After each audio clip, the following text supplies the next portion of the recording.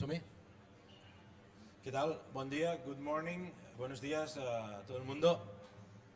Us donem la benvinguda a la primera sessió que el Sónar+D dedica al tema dels algoritmes i la prescripció i la recomanació de continguts.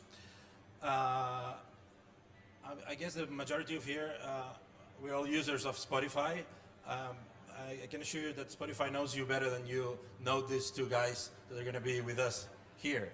We're privileged to have with us today Matthew Ogle and Ajay Kalia, both from Spotify with a long experience in the recommendation area and algorithmic recommendation. Matthew Ogle is in charge of the Discovery Weekly. I'm sure you all know this cards, this list that knows you very good, that accommodates to your tastes, that your latest music habits, and discovers new music for you. His work takes place where music and technology meet, and I think we all like this area here.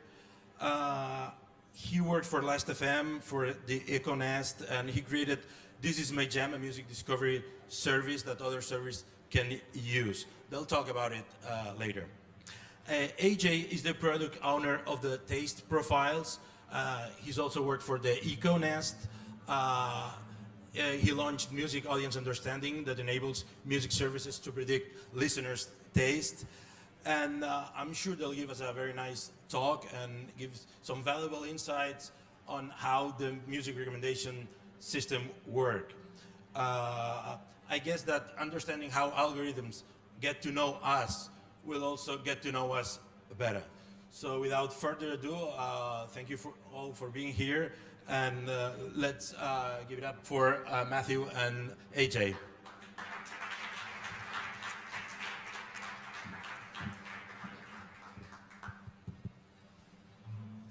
All right. Good morning, Sónar+D. A pleasant surprise to see so many of you here for the first session on the first day. And yeah, it's a real pleasure to be here with you.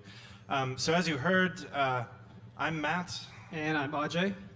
And this is actually our first time ever speaking together. So give us your 5-star rating later.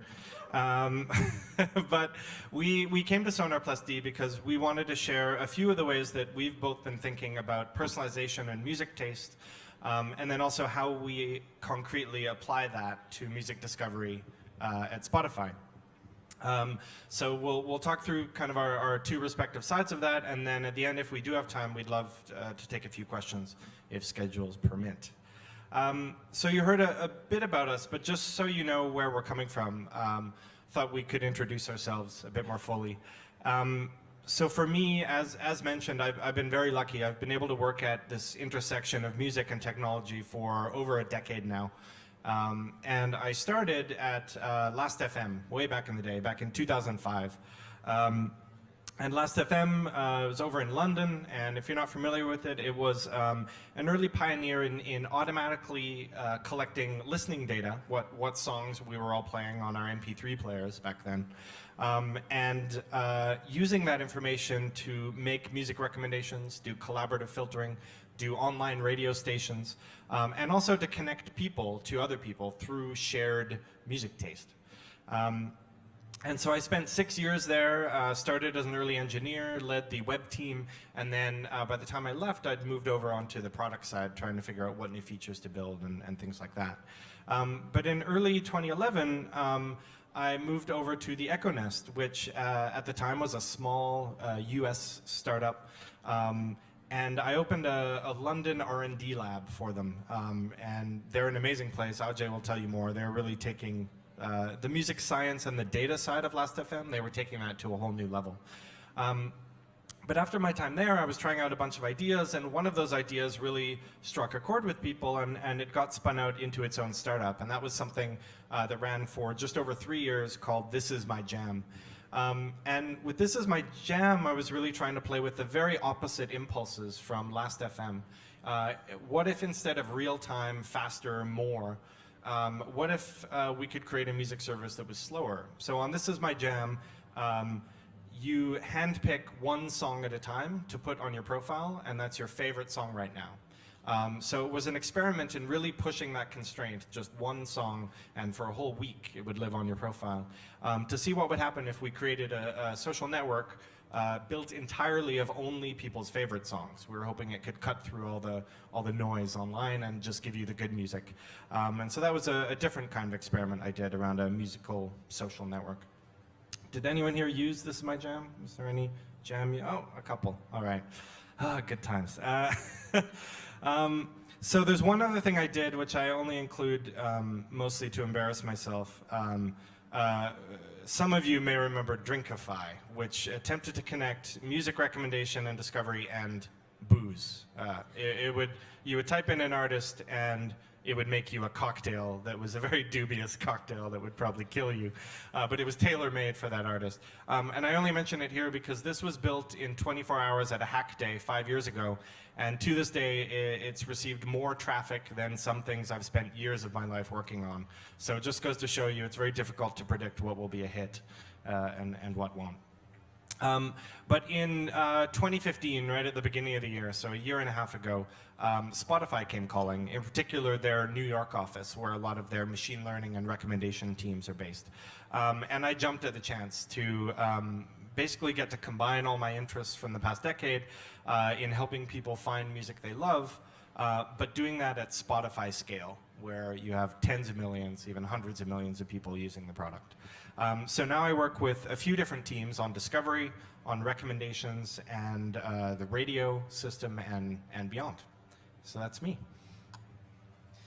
Yeah, and my background actually starts up at a company Matt just mentioned, the Echo Nest. So the Echo Nest was trying to use technology to describe music the same way that people describe music, and did it in a few different ways. So one way was thinking about, okay, well, what are literally the words that people use when they're talking about a song or about an artist or about a genre? And so we would build these web crawlers that would go on the entire web and try to find blogs, reviews, social media posts around music, and sort of read those posts, and then bring back the terms that people use when they're talking about a particular piece of music or a piece of art. So, you know, is this song described as angular guitar rock? Is this artist described as kind of gender bending? How do we pull all that in and build a sort of accumulated knowledge about how people talk about the world of music? And that was half of what we did. The other half sort of acknowledged the fact that it's really hard sometimes to describe music in words. Sometimes you just sort of hear a song and you have a certain vibe from it. And trying to build technology to capture that feeling. So we would also acoustically analyze, each of the millions of songs that we had in our database, that was recorded, that was out there anywhere we could find, to come up with almost like an acoustic description of that song. So it could be very, very objective things like the key or the tempo, but also things about the characters of the song itself, right? So is this song danceable? Does this song have a section with a really long guitar solo right in the middle? Is this a song that sounds a lot like 60 Soul, even though it actually came out 6 months ago? So between these two different paths, we were really trying to apply technology to these problems that people have been doing around, with music for years. And so we had this, and then about 2 years ago, the Echo Nest was actually acquired by Spotify to bring a lot of that technology in-house. And there we kind of had the third leg of the stool. So what was added to this with Spotify data was the ability to understand how people themselves are actually interacting with music. So what are tastemakers listening to now before everybody else? Or what music goes together on playlists in ways that might be surprising or unexpected, but when you look at it, actually make a lot of sense. So between these three things, we're now working on this internally within Spotify, and Matt and I work on personalization at Spotify. And before we get too deep into what we actually do, we thought it'd be useful to kind of step back and think about, what do we really mean when we talk about personalization at Spotify? Why does personalization matter? And how is it different in the world of music as opposed to just sort of any other kind of media or any other kind of content that you want to recommend?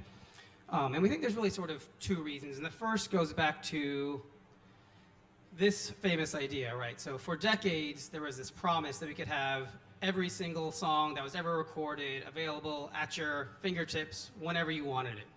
It was the infinite music store in your pocket. And this is a really amazing idea. It's taken a lot of incremental progress, but we've actually kind of reached that right now. This is a real concept that's out there in the world, and it's incredible if you're a music fan. It's incredible if you just sort of casually like music. It's great for everybody, but it came with this sort of hidden downside. It took a while to really realize, which is that the world of music can actually be a really kind of scary place, especially for a lot of people who don't know what that world looks like. So you have kind of an incomplete map of what's even available to you. You don't know the world of music, where the continents really are. You don't know how large they are. You don't necessarily know where you want to go. And you don't know if there's crazy little monsters waiting for you somewhere. And so the first generation of music services, we kind of realized this, and we tried to solve it in almost like a brute force way. We would basically say, hey listener, you tell us what you want to hear right now. So it could be very specific, like there's a single song or an artist I want to hear, and we'll bring it to you and play that. With a little more intelligence, we could say, well, tell me a song or an artist or an album you kind of like, and we'll bring you stuff that's kind of like that in a very direct way. And that was a little bit better, and we could add on tuning and feedback and thumbs to make it a little closer to what you mean. But ultimately, you had to kind of find this magic incantation, this certain set of words that describe what you were trying to hear. If you couldn't capture that, then you weren't able to actually hear the music you wanted to hear. And so what we decided to try and do was, instead of putting the work on listeners to always try and define what it is that's awesome about music, what if we could bring the world of music to you? What if we could kind of flesh out this map for you? And take everything that we know about music and we know about you and actually draw in those coasts and those contours and figure out what really makes sense. So we started to do this, and one of the key insights we learned pretty quickly is that there isn't one map of the music world. Everyone's relationship to music is so personal that really each music fan, each music listener has their own personal map. So this is actually a real Spotify listener in Sweden. This is their listening, their tastes, kind of grouped together into these different kinds of continents, different kinds of islands, and you can see where they concentrate most of their listening in the sort of the classical space. You can see places they don't listen to as much. And this is true for this one particular person. This is how he, in this case, views the world of music. But we can do this for everybody, right? And once we have this, now we have a map. Now we know the continents that you really enjoy. We can give you really deep experiences inside those spaces. We could find little islands where you've listened a little bit, you seem to like it, but you don't really know the space that well, so we can take you on a bit of a discovery journey through there. Or if maybe there's an artist or a new song that we think is up and coming, we think is really great, but you've never heard it, doesn't show up on your map, and we know it's actually just off one of your coastlines. This can be somebody that we kind of make an introduction to. And the key of all this is to really have us be more of helping navigate this world of music in a way that makes sense for you, even if it only makes sense for you specifically. So that's part of why personalization is important to us. It's sort of a pragmatic need, right? We have 30 million songs. We need to make sure you can navigate this. That's half of it. But there's a really important second half, which I think is distinct to music compared to most forms of media, and I think most people here would agree, which is that music is actually really personal. It's really tied into your identity in ways that other forms of media recommendations aren't necessarily as closely aligned to you. So a good example, people sort of see cases where Amazon or something like that screws up some sort of shopping recommendation. And when that happens, it's kind of funny, it's sort of cute. You bought hammers, here's some nails, okay, thanks. But it's not a big deal when Amazon screws that up. In music, it's a really huge deal. So if we recommend you something that you think is terrible or you think is embarrassing or just isn't even really in part of your taste, people get upset about that. And we hear about it a lot from everybody. People, because it's almost as if we're telling you what you would like and trying to figure out your identity. When we get it wrong, there's a really high penalty to that, which is something we really respect, because the flip side of that is if we occasionally manage to get it right, it can actually be really amazing. So it's both a new song or a new artist or a new genre you discovered, but it's also almost like a new piece of you that resonates, and all the culture that comes along with it is something that you can start to dig into and dive along with. So when we managed to get this idea that Spotify gets me, it's really valuable for us, and it feels great when it works. And the operative word with all of that is, I think in our philosophy, is that it starts with you. So yes, we're a music tech company, but it's a music tech company, and tech can't always really tell you what's right and wrong and why music recommendation is good or bad. So for that, you actually have to go talk to people. And we have a user research team within Spotify that does this. They do it hundreds of times a year, actually, all around the world with different kinds of people. And we'll go to them, or we'll bring them into our office, and we'll have a bunch of conversations about things we're planning. And they usually start with this one question, which is, how would you describe your music taste? And it's, it's always kind of humbling when you do this, because you realize just how far the gap is between how people think about their music taste and the words they describe and the sort of contradictions versus our ability to actually understand and model. And we're getting better, but there's still so far to go before we've really been able to capture how people think about their own music taste. And it's actually very, it's sort of very constantly surprising, no matter how long we've been doing this. And there's one example actually that happened very recently. We had somebody in, we asked this question. He was telling us about his favorite artists. And his, top 3 favorite artists, what are they? And number 1 was James Brown. Can't complain. That's great. This is awesome. Makes a ton of sense.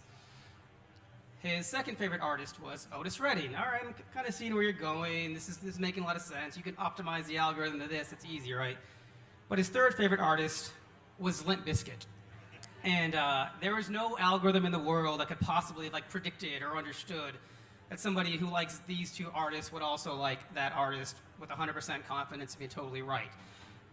And this is the kind of thing where, if you think of a music service as almost the evolution of what came before on radio and in stores, those formats, those media almost demanded that you take music and you chop it up and you categorize it and you put it into its box. It's got to be in a box because we only have so much space in this record store, we only have so much bandwidth on this dial. And then you go very deep into that box. So if this happens, what you would do is you would just ignore it, right? You would look at the first 2 artists, which are kind of in the same genre and give you an experience there, and almost ignore the Limp Bizkit aspect of that. What we want to do actually is instead try to embrace that. What is it about each listener that makes your taste really unique to you? And instead of asking you to kind of sand away those jagged edges, how do we make the most of that? And if you zoom out, one of the things we can also do now is look at people's listening taste in aggregate in a way that wasn't possible before. And this actually isn't that uncommon, even this one example. So 5% of people, when we actually looked at listening data, who listened to and liked James Brown, also like Limp Bizkit. Again, I would never have predicted this. There's no way anybody could have unless you're insane. And so, again, there's sort of this dichotomy, right? So if you're a digital service where your job is to build algorithms that optimize to sort of giving you the safest, always right recommendations, you would simply ignore this. It would get lost in it would be treated as noise and you'd wash it out. The other way to look at that is, at a company of Spotify's scale, this is literally hundreds of thousands of people who have this weird little quirk about their taste that we can actually create an experience for in a way that wasn't possible before. This is a huge new opportunity, and we should actually embrace that, not ignore it. So this is kind of the why, where we're coming from, the philosophy, and the how is using these pieces of technology that we call a taste profile. It's an internal toolkit. So if you could put on kind of a pair of Spotify goggles and look at one person's music taste, this is actually mine, so judge away if you want. This is how Spotify might view my music taste. It's a family of technology and algorithms that we've developed and put together over the years. And it kind of starts with how music itself is described, which can come from a lot of sources. It can come from the sort of machine learned sources I was talking about earlier around crawling the web and understanding acoustic signals. It can come from how people interact with music, like which songs go together on playlists, or what are some... Is that me?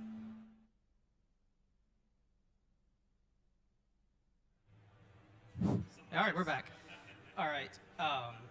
So it can be how people actually interact with music, or it can be we have this whole internal team of editors and curators that know the music space really well, are putting together playlists or tagging music. We can incorporate all this in And that's sort of the first layer, which is how is, what is it about the music itself that we think would be interesting or unique or useful?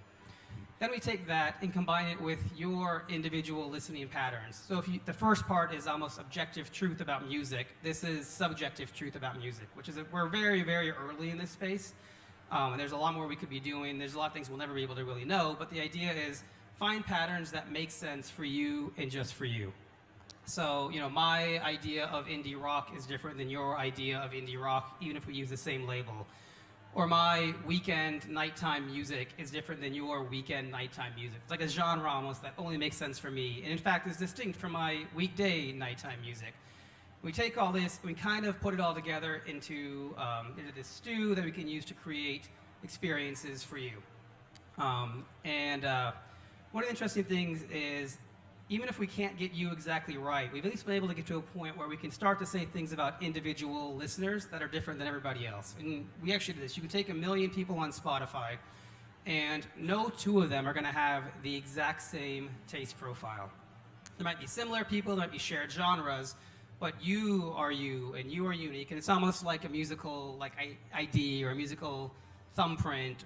You really are a snowflake in this world of music. And then everyone has something that's interesting about them. This is kind of, a philosophy that's something that we're really trying to embrace and create experiences that are true to how you listen to music, how people actually engage with it.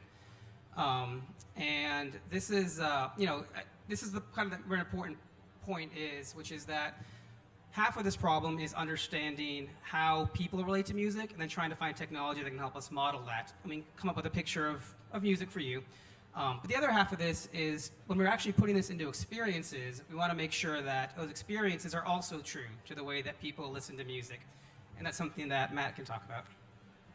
Great. So, yeah, what I thought we'd do next, to pick up Ajay's point, that it's great to have all these algorithms, it's great to have this personalization technology, but we have to make sure that when we use all that tech, we don't just chuck it at the screen and hope for the best. We need to be careful in how we use it, and we also need to try to solve a specific problem, a real problem that music fans have. So I'd like to take you on a quick sort of case study, really, of how we applied some of our technology to solve a very specific problem, which is helping Spotify listeners discover new music instead of just playing the same old stuff. And so I want to tell you a bit about how Discover Weekly came about, and how it works and things we've learned along the way. Before I do that, just to get a sense of the level of it, how many people are familiar with Discover Weekly, sort of know what it is? Okay, wow, most of you. How many actually use it every Monday? Amazing, okay, all right. I won't laboriously explain the whole concept yet. I'll try to give you some inside info. To take it back to 1.5 years ago, how did this all come together? When I joined Spotify, the first team I started working with was the team that maintained this screen in the app, which we called the Discover page. And I started talking to the team, and what it is, it's a grid, basically. It's a bit like Netflix, where it says, here's your top recommendations, here's, because you listen to Beck, here's some stuff, here's some new releases, just arranged in a grid like this, and they're all albums, and you click through, and you can click the arrows, and an earlier version of this, you could even X things and thumbs them up and stuff like that. So I quickly recognized 2 things about this experience. The first one was that under the hood, there was some really amazing engineering and some machine learning models that were really powerful. The second thing is no one was using it. Literally, something like 1% of Spotify users every day were coming here. And this felt like a real shame. And we were debating internally, why is this? And there was one train of thought that said, well, Spotify's growing, we're becoming more mainstream, and more mainstream music users, they don't want to discover music, they don't care, they just want to hear the same old stuff. I didn't buy into that at all. And so the second possible reason was that, well, there's something about this presentation that maybe is a bit too much work. To Ajay's point, in the early days of music services, you had to type in the search box. You had to go, all right, I want to discover now. Where's the discover screen? And then once you're here, you had to click and do quite a lot of work just to find something new you might like. So I canvassed around in the team and I said, hey, are there any other ideas about what we could do with this amazing machine learning engine? And there was one, because just before I arrived, we'd done, I think it was our second ever Year in Music campaign. And this is, our marketing team does it every year. They make a website that collects a lot of data about you from what you've been playing all year and presents it in a fun website that you can share. And as part of this, this same team made our first ever recommendations playlist called Play It Forward. And what it was you would hit a button on the website and it would spit this list out that was meant to be recommendations for your year to come. So for 2015, here's some new music to check out. And it had a lot of rough edges, and it wasn't great quality-wise, but it really struck a chord with me because, for one thing, playlists are what Spotify is built on. Since we started, people have made more than 2 billion playlists. And if there's anything that almost everyone on Spotify knows how to use, it's the playlist, not this strange Discover screen. So I decided to use this as a constraint. What if we could package up Discover and Discovery, but really make it just a playlist? And this is something we'd never done before. Playlists were the same for everyone. It was strange for us to think about how this would look if everyone had a different playlist. But that was the challenge, and so we started prototyping. Also, as a hobby, I collect humans versus robots images, and this is my current favorite one.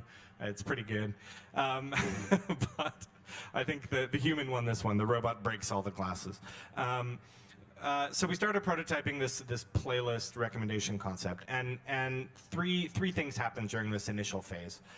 The first was we really had to think about what kind of content do we want in this playlist. We had this picture of your taste and the islands, and we thought, should this playlist make a tour of all your continents, or would that be too jarring if it's skipping across genres, or should we kind of center it in one central island? We also thought, how obscure or well-known should the artists on the list be? And we even had some bugs that were happy accidents. So an early version of Discover Weekly would accidentally let some artists that you actually have already heard once or twice into the list. And when this happened, I said to the engineer, oh, let's fix that. This is about discovery. It should be 100% new. And dutifully, the team fixed it. And then when we looked at the new list, we realized all of a sudden this list that used to have one or two things I kind of know, and I'm like, oh yeah, I've heard of them, now was 100% foreign content, essentially. And so we put the bug back in. We realized that in order for you to feel confident that we might get your taste right, it actually really helps to have a few things you recognize to pull you into the list. So during this prototyping phase, there were a lot of things like that were really subtle, but as we developed it internally, we learned about. Another thing was length. I think the first version of Discover Weekly had 100, maybe 50 songs in it. And that's a lot of new music. It takes energy to discover new music and to listen to something you've never heard before.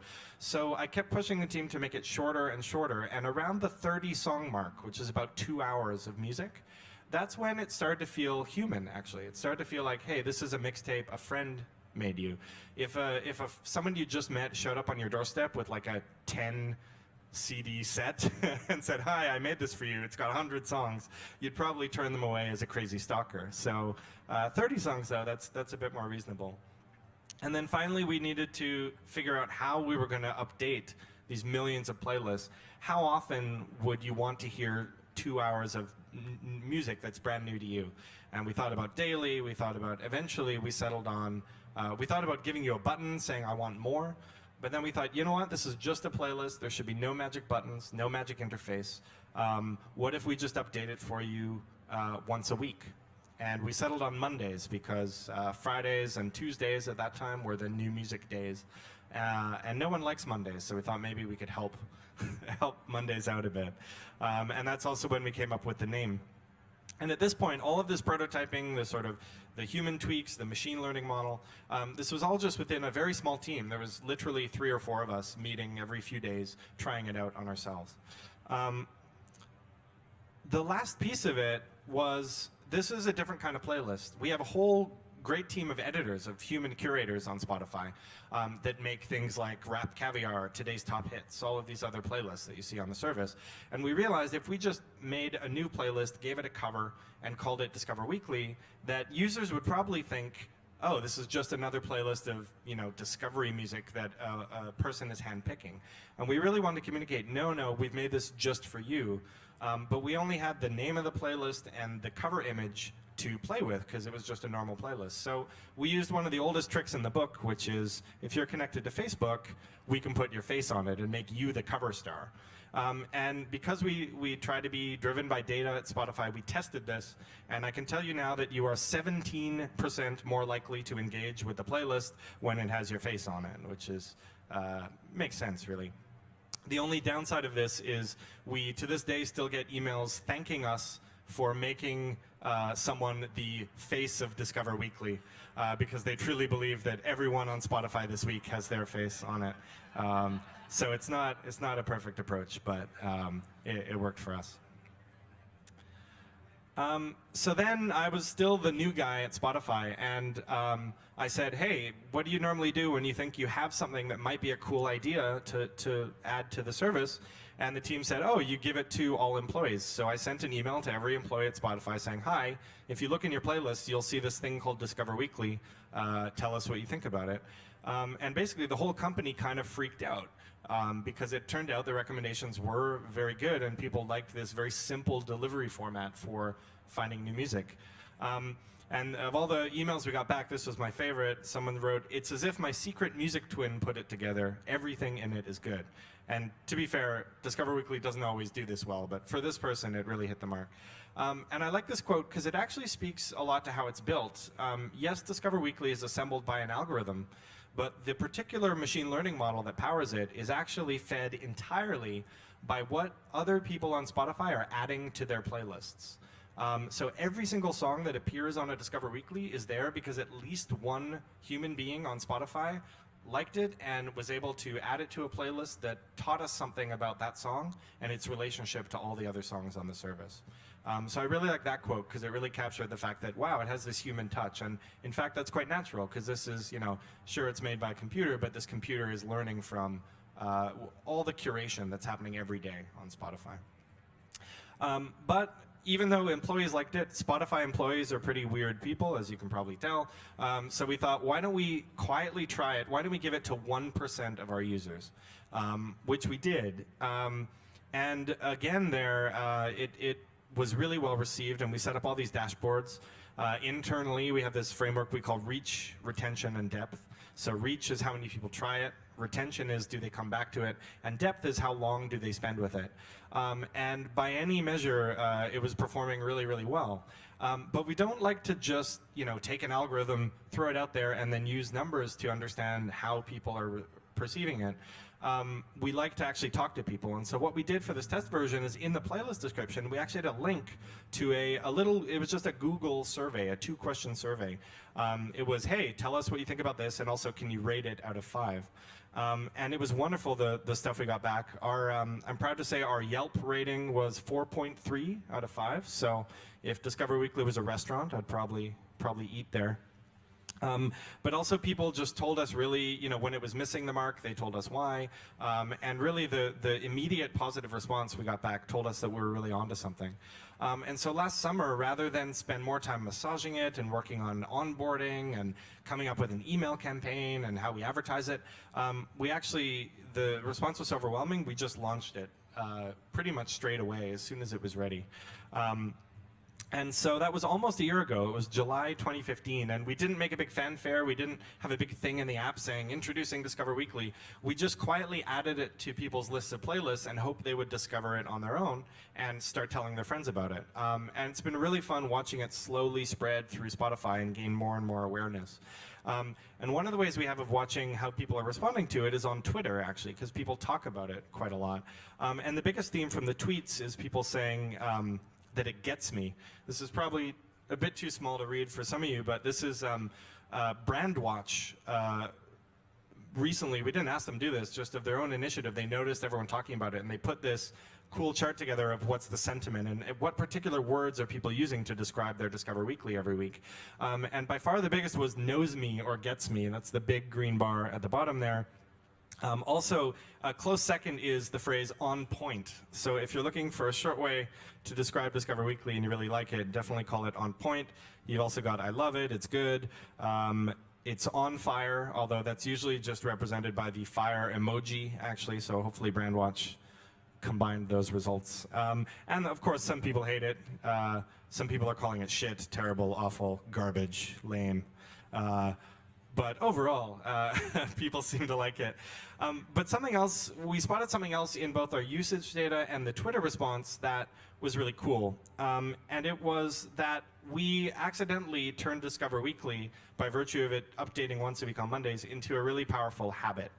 And when we looked at the data, we found that, in particular, people were spending time with Discover Weekly instead of with their own playlists of familiar music. So they were literally, the time that used to be allocated to just hearing the same old stuff, they were now using it every week to discover entirely new artists to them, which is really cool. And so a lot of the tweets, got really excited and started crying a little because I realized tomorrow is Monday and Spotify is making me a new Discover Weekly, so that's very nice. It's sad how excited I get. Well, okay. Happy Monday. No classes, new Discover Weekly, and Florida manatees are no longer near extinction. That's a good week. I think my favorite one is coming up. Oh yeah, remember to check it. Here we go. Gothman says, Monday mornings I take a bath and listen to Discover Weekly. So I like to think we're also helping our users bathe more often. But with this great power comes great responsibility. It turns out that behind the scenes, making 75 million, 100 million mixtapes that are different for every user every Sunday night and loading them into our playlist system, it's very technically complex. And so sometimes things go very wrong, and actually early on in the feature's life, we screwed up, and Discover Weekly came almost a day late for some users.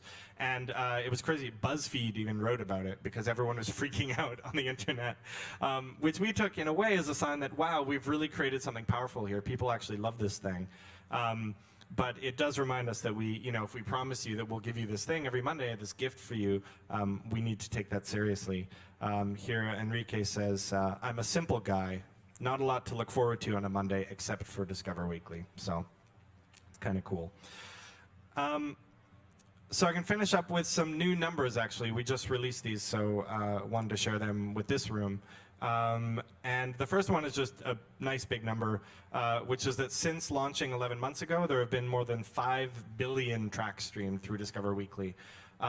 Which is, sure, it's a big number, but for me, it's really satisfying because those are 5 billion streams that otherwise wouldn't have happened, and that are purely about discovering new music. So if anyone ever tells you, oh, regular music fans just want to hear their favorites, they don't care about new music, I think this really proves that false. I think if you make it easy enough, if you take the friction out of it and can make it something that you can dip into when you want, everyone loves that thrill you get when you find a new favorite song or a new favorite artist. But even more importantly, here's some data that we've only started looking into that I think is really exciting, which is that in any given week, there are 8,000 artists on Spotify, and these are by definition small to medium-sized artists, that are getting more than half of all their streaming just from people's Discover Weeklies. And this is important because these are new streams. This is net new. This is not replacing streams they were getting elsewhere on Spotify. And so these are new fans, and this is an audience that they weren't reaching before. And all they had to do to get it is to put their music on Spotify. They didn't have to know anyone on our editorial team.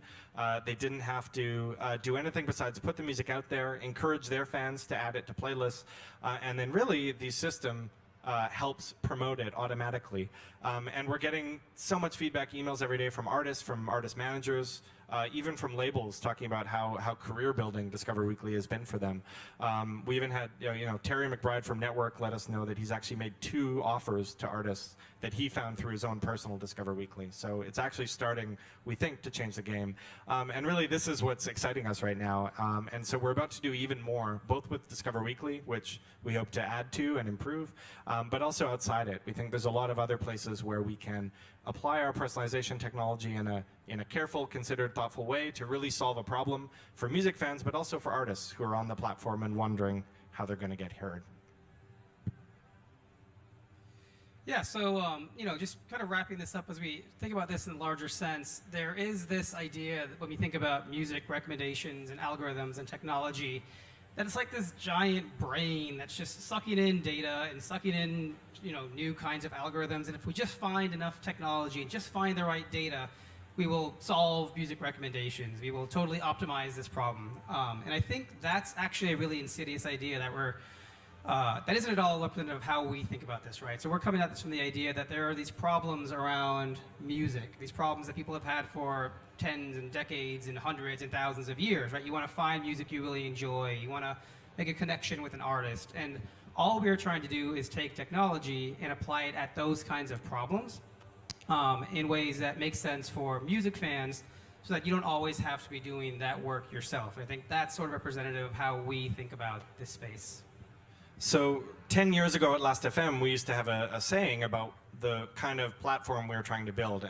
And we would say, we want to build a system that can find the right pair of ears for any music, right? Whether you're making music that only 20 people in the whole world will enjoy, we should be able to find those 20 people, play them your stuff, and they should fall in love with it. Or 200 or 20,000 or 2 million. And that was a pretty lofty goal 10 years ago, but it feels like actually we might be getting there. And I hope that as we do that, as we build this platform out, that it looks, feels, and smells a lot less like this creepy alien computer brain, but that maybe we can use all this technology to do what music does best, which is create these organic experiences, something a bit more human, a bit weirder. Maybe instead of this image, maybe, I don't know, it's a forest that grows ears. So just to use, sorry, I've just been seeing this image everywhere and it's lodged in my brain. But maybe this is the future we can build, right? Maybe you can find the right music for any pair of ears, and everyone has their own forest that is unique to them that they can explore in and find great things and share them. And so hopefully that's something we're a little closer to achieving. Thank you. Thanks.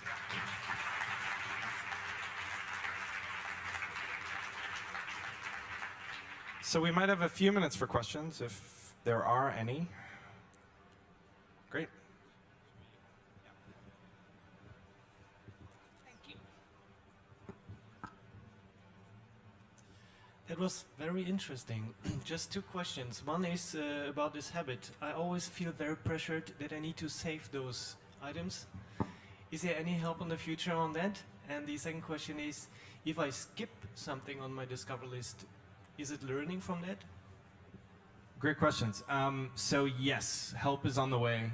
We are hopefully going to make it easier for you to save the music on your Discover Weekly, and we're looking at a few different ways of doing that. The other thing is about feedback and do we watch you in your Discover Weekly? So right now, whenever you listen directly inside Discover Weekly, so from your playlist itself, we essentially cover our eyes. So we understand that you're evaluating some recommendations we made to you, and we don't feed that back into our picture of your taste profile. What we are looking at doing, we aren't quite doing it yet, is whether we should be looking at your saving activity and your skips and things like that as a sort of implicit rating. What we do notice, of course, if you do save something and then play it from your own playlists or play it on repeat, we notice that. So that's a very strong positive signal.